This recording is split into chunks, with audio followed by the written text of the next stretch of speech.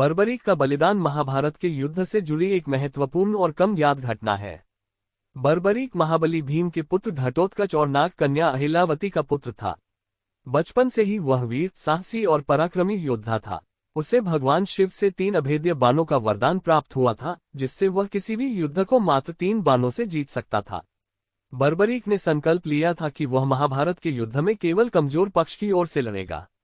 जब महाभारत का युद्ध आरंभ होने वाला था, तब बर्बरीक अपनी माता से आज्ञा लेकर युद्ध में भाग लेने के लिए निकल पड़ा। जब वह कुरुक्षेत्र के मैदान में पहुंचा तो श्री कृष्ण ने उसका मार्ग रोक लिया। कृष्ण ने बर्बरीक से उसके युद्ध में भाग लेने के संकल्प के बारे में पूछा। बर्बरीक ने बताया कि वह युद्ध में उस पक्ष का साथ देगा जो कमजोर होगा। इस पर कृष्ण ने समझा कि बर्बरीक का ये संकल्प युद्ध की दिशा बदल सकता है और युद्ध का परिणाम पूरी तरह से अलग हो सकता है।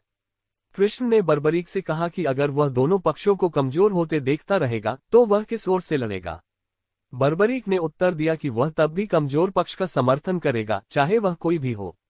इस पर श्री कृष्ण ने सोचा कि बर्बरीक का ये संकल्प युद्ध में पांडवों की विजय को असंभव बना देगा, क्योंकि वह अंततः कौरवों का समर्थन करने लगेगा। इसलिए श्री कृष्ण ने बर्बरीक से उसकी वीरता की परीक्षा लेने का निर्णय लिया। कृष्ण ने बर्बरीक से कहा कि यदि वह वास्तव में सबसे महान योद्धा है तो उसे अपना सिर बलिदान के रूप में देना चाहिए। बर्बरीक ने बिना किसी हिचकिचाहट के अपना सिर कृष्ण को समर्पित कर दिया। कृष्ण ने बर्बरीक के बलिदान को स्वीकार किया और उसे अमरता का वरदान दिया। बर्बरीक का सिर कुरुक्षेत्र के युद्धस्थल पर एक ऊंचे स्थान पर रखा गया ताकि वह पूरे युद्ध को देख सके। इस प्रकार बर्बरीक का बलिदान महाभारत के युद्ध में महत्वपूर्ण हो गया।